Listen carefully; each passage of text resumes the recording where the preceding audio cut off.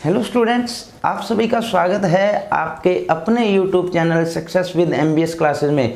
Student 10th class के mathematics में 10th chapter अपना चला था बेटा, जिसके अंदर 10.2 एक्सरसाइज के 8 सम इससे पहले वाले लेक्चर तक कंप्लीट कर चुके हैं। आज है बेटा अपना 9th सम। बड़े ही ध्यान से समझना है, बिल्कुल सिंपल सा है लेकिन मुश्किल लगता है। ये सम मुश्किल लगता है लेकिन वास्तव में मुश्किल ये है नहीं, अगर हम हर एक कंसेप्ट को, हर एक बात को ध्यान से समझेंगे तो अपने को स्टेटमेंट क्या दे रखा है बेटा, कहता है इन गिवन फिगर, जो अपने को फिगर दिखा रखा है इसके अंदर, X Y and X dash Y dash, X Y and X dash Y dash are two parallel tangents. हमारे पास दो पैरेलल टेंजेंट है, तो बेटा ये सर्कल की टेंजेंट है। आगे दे भी रखा है इसने, to a circle with centre O, centre O के साथ जो सर्कल बना हुआ है उस पर दो टेंजेंट है, X Y and X dash Y dash. आगे क्या दे रखा है, another tangent A B with point of contact C. कहता है एक ए बी टेंजेंट, ये दिखाई दे रहे आपको ए से बी, ये भी हमारे पास एक टेंजेंट है जिसका पॉइंट ऑफ कॉन्टैक्ट क्या है, सर्कल पर सी है। कहता है intersecting X Y at A and X dash Y dash at B. तो जो ये लाइन है ना ए बी, ये एक्स वाई लाइन को तो ए पर इंटरसेक्ट करती है, एक्स डैश वाई डैश को बी पर इंटरसेक्ट करती है। अब कहता है prove that angle A O B, angle A O B, यानी ये जो एंगल है ना बेटा, ये एंगल, ये अपने को 90 डिग्री का प्रूव करना है। बड़े ही ध्यान से समझना बेटा, इसको प्रूव करने से पहले दो तीन बातें हैं बेटा, वो ध्यान से समझ लो पहले क्या क्या होता है। एक तो होता है बेटा सिमिलर, ठीक है, और एक होता है अपने पास कॉन्ग्रुएंस। ये ध्यान से समझने वाली बातें बेटा। सिमिलर क्या होता है, इसको हिंदी में बोलते हैं बेटा समरूप, ठीक है, और कॉन्ग्रुएंस को हिंदी में बोलते हैं बेटा सर्वांग सम। अब ध्यान से समझो, समरूप, समरूप क्या होता है बेटा कि ऐसी दो चीजें, देखो सिमिलरिटी हम किन के बीच में चेक करेंगे, कम से कम दो चीजें तो होनी चाहिए। अब खुद के साथ सिमिलरिटी क्या चेक करें, ठीक है ना, तो कम से कम दो चीजें होगी। तो सिमिलरिटी या समरूपता क्या होती है बेटा कि दो कोई चीजें अपने पास एक जैसी दिखे, एक जैसी दिखे। फॉर एग्जांपल ये मेरे पास एक रेक्टेंगल है और ये भी मेरे पास एक रेक्टेंगल है, दोनों एक जैसे दिखते हैं, कहते हैं इसकी भी चार साइड है, इसकी भी चार साइड है, ये भी 90 डिग्री का एंगल है ना, यहाँ पर भी 90 डिग्री का एंगल है, यानी ये दिखने में एक जैसे हैं। लेकिन सर्वांग सम क्या होता है बेटा, सर्वांग, देखो ये तो बना है बेटा सम प्लस में रूप, यानी जिसका रूप समान है। और सर्वांग सम क्या होता है बेटा, ये बना है सरव प्लस अंग प्लस में सम, यानी जिसके सरव का मतलब हर एक पार्ट, एवरीथिंग, अंग का मतलब बेटा पार्ट हो गया, साइड हो गई, एंगल हो गई, जो भी उसमें दे रखा है। और सम का मीनिंग होता है बेटा समान, यानी ऐसी दो चीजें जिनका हर एक पार्ट, हर एक एंगल, हर एक साइड, हर एक चीज बिल्कुल सेम हो, तो वो हमारे पास कॉन्ग्रुएंस यानी सर्वांग सम है। और अगर हमारे पास सिर्फ दिखने में एक जैसी हो तो वो अपने पास क्या बेटा, समरूप यानी सिमिलर है। बात समझ में आ गई ना। अब हम बेटा ट्रायंगल की बात करते हैं, क्योंकि इस सम के अंदर ट्रायंगल से रिलेटेड बातें पूछी जाएगी, थोड़ी सी वो यूज होगी, तो हम पहले ही कर लेते हैं इनको। देखो बेटा कॉन्ग्रुएंस की बात चल रही है अपनी, ठीक है, और कॉन्ग्रुएंसी के अंदर क्या है कि अगर हमें दो ट्रायंगल दे रखे हैं, triangle first and triangle second, ठीक है, उसके अंदर क्या क्या कॉन्ग्रुएंसी हो सकती है। अगर हमारे पास दो तो साइड इक्वल हो और एक एंगल इक्वल हो, ठीक है बेटा, इसको हम लिखते हैं साइड एंगल, साइड क्राइटेरिया से दोनों ट्रायंगल कॉन्ग्रुएंस होती है। ये जब हम 6th चैप्टर करेंगे तो उसके अंदर और ज़्यादा कंसेप्ट आपका क्लियर हो जाएगा। पहले आपको ये चीज़ें बस याद होनी चाहिए थोड़ी सी। उसके बाद में बेटा एंगल साइड एंगल, ये भी एक क्राइटेरिया, एंगल साइड एंगल, यानी दो अगर हमारे पास ट्रायंगल दे रखी है, उनके कोई भी दो एंगल और एक साइड इक्वल है, तो हम बोलते हैं बेटा क्या, वो ट्रायंगल कॉन्ग्रुएंस है, ठीक है। उसके बाद में अपने पास आता है बेटा side side side, side side side criteria से भी अपने पास क्या बन जाता है बेटा, कॉन्ग्रुएंसी बन जाती है, ठीक है। उसके बाद में अपने पास आता है राइट हाइपोटेन्यूस साइड, ठीक है, राइट का मतलब बेटा परपेंडिकुलर, हाइपोटेन्यूस एंड साइड, यानी तीन साइड की ही बात हो रही है यहाँ पर। राइट का मतलब एक तो 90 डिग्री का एंगल हो गया, ये हाइपोटेन्यूस हो गया, ये अपने पास क्या हो जाएगी, तीसरी कोई साइड हो गई। तो ये क्राइटेरिया यूज होगा। और कई बच्चे ऐसे सोच रहे हैं कि sir angle angle angle criteria use होता है कि नहीं होता कॉन्ग्रुएंसी के अंदर। सिमिलरिटीज के अंदर यूज होता है लेकिन कॉन्ग्रुएंसी के अंदर यूज नहीं होता। कैसे नहीं होता, देखो ये मान लो अपने पास कोई भी ट्रायंगल है जो है सारी साइड इक्वल वाली, ठीक है, कौन सी है ये, सारी की सारी साइड इसकी इक्वल है, इक्विलैटरल ट्रायंगल है ये। तो इक्विलैटरल ट्रायंगल के अंदर हर एक एंगल कितने डिग्री का होता है बेटा, 60 डिग्री का होता है, ये आपको पता है। तो एक बड़ी ट्रायंगल बना दी मैंने, वो भी मान लो इक्विलैटरल है, तो ये एंगल तो 60 डिग्री के हो जाएंगे। मान लो ये 3 सेंटीमीटर था ना, और मान लो ये 5 सेंटीमीटर है, तो इसका मतलब ये दोनों ट्रायंगल सिमिलर तो है, दिखने में एक जैसी तो है, लेकिन दोनों कॉन्ग्रुएंस नहीं है। ये चीज़ें आपको पता होनी चाहिए। अब हम करते हैं बेटा सम, जिसके अंदर आपको ये चीज़ें पता अगर है कॉन्ग्रुएंसी वाली तो आराम से सम कर दोगे, कोई भी दिक्कत नहीं है। अब देखो बेटा, इस सम को करने से पहले थोड़ा सा काम करना, आपको इस ओ पॉइंट को सी पॉइंट से मिला देना है। रफ नोटबुक और पेन अपना पास में रखे बेटा। अब देखो अपने पास है ना, ऊपर एक बॉक्स बन गया, नीचे एक बॉक्स बन गया। ध्यान से देखोगे तो देखो POCA, तो अपने पास ये ऐसे बन रहा है ना बेटा, थोड़ा सा जहाँ पर ये O है, ये P है, ये A है और ये C है। ऊपर वाला बॉक्स बन रहा है, कोई दिक्कत नहीं है। ऐसे नीचे वाली साइड भी बॉक्स बन रहा है, OCBQ।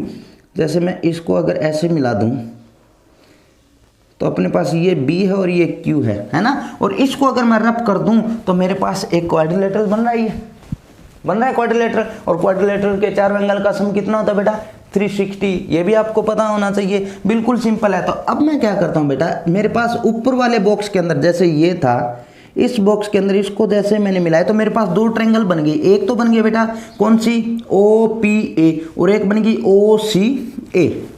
दो ट्रायंगल बनती है। देखो ध्यान से, इन ट्रायंगल कौन कौन से बेटा, OPA एंड ट्रायंगल OCA।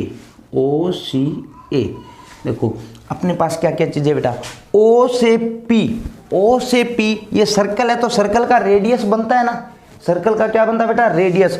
तो O से P जो है पहले वाली ट्रायंगल के अंदर, वो O से C के इक्वल होगा कि नहीं होगा, क्योंकि यहाँ से लेकर यहाँ तक ये भी रेडियस है, और O से लेकर C पॉइंट तक भी क्या है बेटा, रेडियस ऑफ द सर्कल है। तो OP is equal to OC होगा। और यहाँ पर लिखना पड़ेगा बेटा क्या, both are radius of circle, both are radius of circle. एक बात, दूसरी चीज और देखो बेटा, जब कोई भी सर्कल दे रखा है, अगर मैं बार वाले पॉइंट से इसके ऊपर कोई भी टेंजेंट लगाता हूं, तो हमने पहले वाले लेक्चर के अंदर भी पढ़ा था कि बार वाले पॉइंट से अगर सर्कल के ऊपर टेंजेंट लाइन लगती है तो दोनों लाइन की लेंथ क्या होती है, सेम होती है। तो इसका मतलब ये अपने पास सर्कल बन रही है, और A से P तक भी टेंजेंट है और A से C तक भी तो टेंजेंट है। तो अपने पास क्या आ जाए बेटा, A से P is equal to A से C, और यहाँ पर क्या लिखोगे बेटा,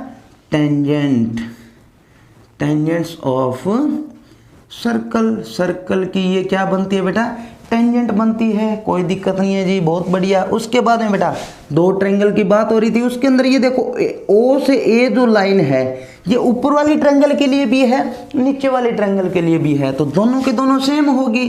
तो OA is equal to OA, और यहाँ पर लिखोगे बेटा कॉमन, दोनों के बीच में ये क्या है, कॉमन। तो देखो बेटा तीनों साइड इक्वल आ गई ना ट्रायंगल्स की, और जब तीन साइड इक्वल आ जाती है तो वहां पर साइड क्राइटेरिया से दोनों ट्रायंगल क्या हो जाती है, कॉन्ग्रुएंस हो जाती है। तो यहाँ पर लिखोगे बाय साइड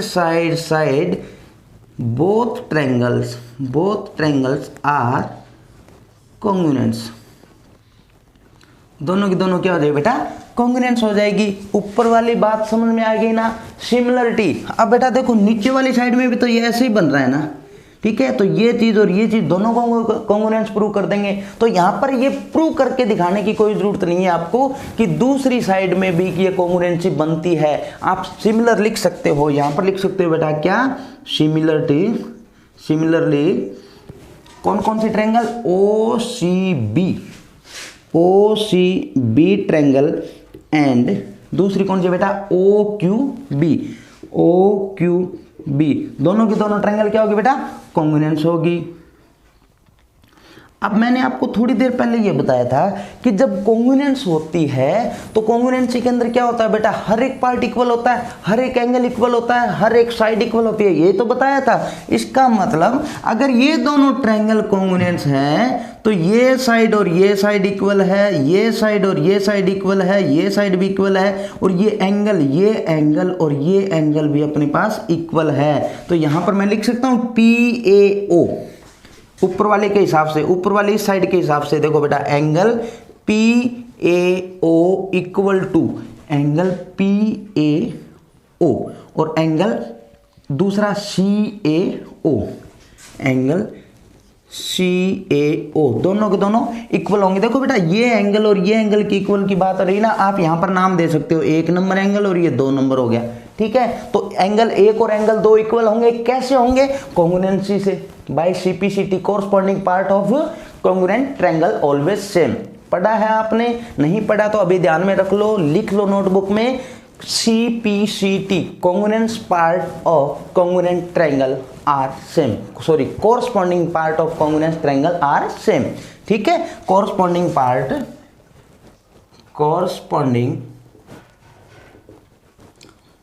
पार्ट ऑफ, ये बेटा दो इक्वल टू का साइन लगा के ऊपर ये बना देना, इसका मतलब कॉन्ग्रुएंस है, ठीक है। Corresponding part of congruent triangle are same. तो बाय CPCT अपने पास एंगल, यहां पर मैं एंगल 1 बोल दूं और एंगल 2 बोल दूं, दोनों के दोनों एंगल क्या होंगे बेटा, सेम होंगे, एक बात, ठीक है जी, बहुत बढ़िया। उसके बाद में इसको मैं रब कर रहा हूं, दूसरी साइड की बात हो रही है बेटा नीचे वाले पार्ट की, तो नीचे वाले पार्ट के अंदर अगर इसको 3 नंबर नाम दे दिया और इसको 4 नंबर नाम दे दिया तो ये भी तो इक्वल होंगे। तो इसका मतलब एंगल 3 और एंगल 4 ये सेम होंगे, क्यों होंगे, by CPCT, corresponding part of congruent triangles, ठीक है। अब ये इक्वल हो गए।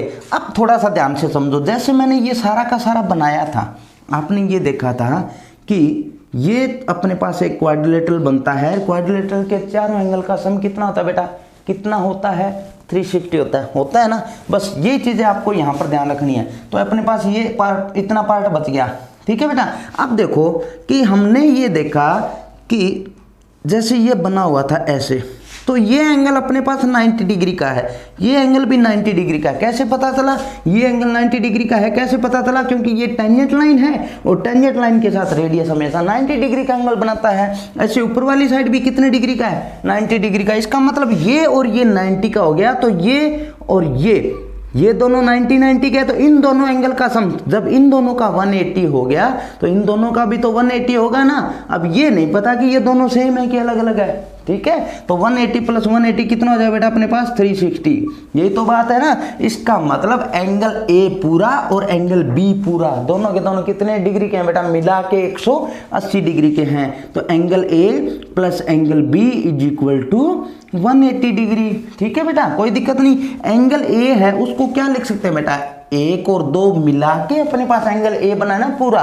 तो इसका मतलब एंगल 1 प्लस में एंगल 2 प्लस में B एंगल क्या, एंगल 3 और एंगल 4, तो एंगल 3 प्लस में एंगल 4 बराबर अपने पास आ गया 180 डिग्री। अब देखो एंगल 1 को मैं क्या लिख सकता हूँ बेटा, एंगल 2, और एंगल 2 को क्या लिख सकता हूँ, एंगल 1। कैसे लिख सकता हूँ, दोनों सेम है। दोनों सेम कैसे हुए, CPCT से, corresponding part of congruent triangle, ये तो हमने पढ़ा ही था। इसका मतलब एंगल 1 को मैंने लिख दिया बेटा एंगल 2 प्लस में इस 2 को, तो 2 का 2 छोड़ दिया। अब बेटा मेरे पास एंगल 3 है उसको सेम छोड़ दिया, और एंगल 4 को मैंने एंगल 3 लिख दिया बराबर 180 डिग्री। अब कई बच्चे से सोच रहे हैं कि सर आपने एंगल 4 को एंगल 3 लिखा, हम एंगल 3 को एंगल 4 लिख देते तो कोई दिक्कत नहीं थी, था तो वो भी सही, लेकिन अपने को जो एंगल प्रूव करना है ना 90 डिग्री का, उसके कारण हम ऊपर वाले पार्ट को, यानी इस ट्रायंगल में AOB, ये जो ट्रायंगल है ना इसके अंदर वाले एंगल लेके चलने हैं। तो अंदर वाले एंगल 2 है, यहाँ पर एंगल 3 है, इनको लेके चले हम। तो अपने पास देखो एंगल 2 और एंगल 2 यानी 2 बार बन गए ना एंगल 2, ऐसे ही बेटा एंगल 3 और एंगल 3 दो बार बन गए, एंगल 3 बराबर 180 डिग्री, दोनों में से 2 कॉमन आ जाएगा, अपने पास बन गया बेटा 2 और यहाँ पर आ गया बेटा एंगल 2 प्लस में एंगल 3 बराबर अपने पास है 180 डिग्री, और 2 अगर ये मल्टीप्लाई में उधर जाके डिवाइड में तो एंगल 2 प्लस में एंगल 3 बराबर 90 डिग्री बनेगा, क्योंकि 2 उधर जाके डिवाइड में होगा। यहाँ तक कोई दिक्कत नहीं है ना। अब अगर ये इतना पार्ट आपको समझ में आ गया तो सोच लो बेटा सम हो चुका है। एक लाइन और रहती है बस। देखो आगे वाली क्या लाइन है, मैं ऊपर से रफ कर देता हूँ इसको थोड़ा सा। देखो बात तो इसकी चल रही थी ना, ए ओ बी, इसको मैं बना ही लेता हूँ। ये अपने पास ए है, ये ओ है और यहाँ पर अपने पास बी है, यानी ये लाइन थी, ऐसे ही था, ठीक है ना। यहाँ पर बी है। अभी हमने देखा कि एंगल 2, ये देखो एंगल 2 प्लस में एंगल 3, तो ये एंगल 2 था और ये एंगल 3 था। इन दोनों का सम हमने अभी देखा है कितने डिग्री का है बेटा, 90 डिग्री का है। 90 डिग्री का ना, ये अपने पास एक ट्रायंगल बनती है और ट्रायंगल के तीनों एंगल का सम कितना होता है बेटा, 180 होता है। तो 180 अगर बनता है तो एंगल ए प्लस में एंगल बी प्लस में angle O is equal to 180 होता है। इन दोनों एंगल का सम हमने देखा 90 है, तो angle O is equal to 180 minus में 90, क्योंकि ये प्लस का था उधर जाके माइनस का। Angle O is equal to कितने डिग्री का आ गया बेटा, 90 डिग्री का। बस यही सम था अपना, प्रूव हो गया। बिल्कुल सिंपल सा था। अगर आपने कॉन्ग्रुएंसी वाली बात ध्यान से समझ रखी है तो, और एक CPCT corresponding part of congruent triangle जो 6th चैप्टर के अंदर है। दोबारा थोड़ा सा मैं रिवाइज करवा देता हूँ बेटा। हमने क्या किया, हमने ओ से सी को कनेक्ट करवा दिया। ये दिया हुआ नहीं था कनेक्ट करने वाला, लेकिन हमने कनेक्ट करवा दिया क्वेश्चन को प्रूव करने के लिए। अब हमने क्या किया कि 2 ट्रायंगल ऊपर वाली साइड ये बन गई, 2 ट्रायंगल नीचे वाली साइड बन गई, जैसे अभी हमने ये बना के दिखा रखा है। और अगर बीच वाला पार्ट में रब कर दूं तो हमारे पास एक क्वाड्रिलेटरल बनता है, जिसके 4 एंगल का सम कितना होता है बेटा, 360। फिर हमने क्या किया बेटा, इन दोनों ट्रायंगल को कॉन्ग्रुएंस प्रूव किया साइड क्राइटेरिया से। फिर सिमिलरली ये दोनों हो गए, इसका मतलब एंगल 1 और एंगल 2 ये दोनों सेम होते हैं। कैसे होते हैं, सीपीसीटी से। सेम प्रॉब्लम यहाँ पर हुई थी, उसको भी हमने सोल्व किया, एंगल 3 और एंगल 4 इक्वल होंगे सीपीसीटी से। फिर हमने किया कि अगर ये क्वाड्रिलेटरल है तो 4 एंगल का सम 360 होता है, और इन दोनों एंगल का वैल्यू अपने पास पता है बेटा कितनी है, 90 है। 90 कैसे पता चला, क्योंकि ये भी टेंजेंट है, ये भी टेंजेंट है, और टेंजेंट के साथ रेडियस हमेशा कितने डिग्री का एंगल बनाता है बेटा, 90 डिग्री का। इसका मतलब ये दोनों जो पार्ट बच गए वो हमारे पास 180 सम देंगे पक्का, ठीक है। तो हमने देखा ये एंगल और ये एंगल 180 का बनता है, तो इसका मतलब एंगल ए पूरा और एंगल बी ये पूरा हमारे पास आ गया 180 का। अब हमने 180 इसको लेके इसको सोल्व किया तो अपने पास angle 1 plus angle 2, angle 3 plus angle 4 बराबर 180। एंगल 1 को हमने लिख लिया एंगल 2, एंगल 2 को एंगल 2 छोड़ दिया, एंगल 3 को एंगल 3 छोड़ दिया, एंगल 4 को लिख लिया एंगल 3। वो कैसे लिखा, सीपीसीटी से। यहाँ से अपने पास आंसर आ गया एंगल 2 और एंगल 3 की वैल्यू 90 डिग्री। लेकिन हमें प्रूव ये नहीं करना था कि एंगल 2 और एंगल 3 का सम हमारे पास 90 डिग्री आता है, या मतलब ये एंगल और ये एंगल मिलाने के बाद में 90, हमें प्रूव करना था ए ओ बी, यानी ये एंगल 90 डिग्री का हो। तो हमने देखा कि ये ट्रायंगल बनती है, ट्रायंगल के तीनों एंगल का सम 180 होता है, और हमने ये चीज देखी कि इन दोनों का हमने सम अभी प्रूव किया है कितने डिग्री है बेटा, 90 डिग्री है। तो बाकी जो बच गया एंगल तीसरा, उसका सम कितना होगा बेटा, उसकी वैल्यू कितनी होगी, 90 डिग्री होगी। तो इस तरीके से ये सम सोल्व हो जाता है। थोड़ा सा बड़ा है लेकिन है आसान। कंसेप्ट अगर अच्छे ढंग से क्लियर हो जाता है तो नेक्स्ट लेक्चर के अंदर हम नेक्स्ट क्वेश्चन लेके आएंगे बेटा, बड़े ही ध्यान से करते जाएंगे और इसी तरीके से मेहनत करते जाना है। 100 आउट ऑफ 100 मार्क्स आपको लेने हैं। तो कल मिलते हैं बेटा नए लेक्चर में, तब तक आप सभी स्टूडेंट्स का थैंक यू।